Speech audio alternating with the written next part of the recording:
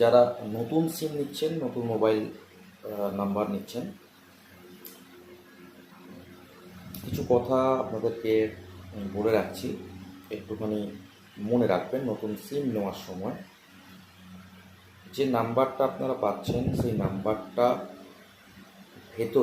নাম্বারের ভেতরে 248 এই 3টে সংখ্যা যাতে না থাকে। যারা নতুন সিম নিচ্ছেন, যে নাম্বারটা নিচ্ছেন, একটু টাকা দিয়ে চেষ্টা করবেন আপনাদের নাম্বারের ভেতরে 248 এই 3টে সংখ্যা যাতে না থাকে। আর যে নাম্বারটা 10 ডিজিটের নাম্বার আপনারা পাচ্ছেন, টোটালকে যোগ করে সিঙ্গেল ডিজিট করবেন। যে কোনো নাম্বার 10 ডিজিটের হয়, প্রত্যেকটা নাম্বারকে যোগ করার পর ডবল ডিজিট হবে, সেটাকে যোগ করে সিঙ্গেল ডিজিট। ওই সিঙ্গেল ডিজিট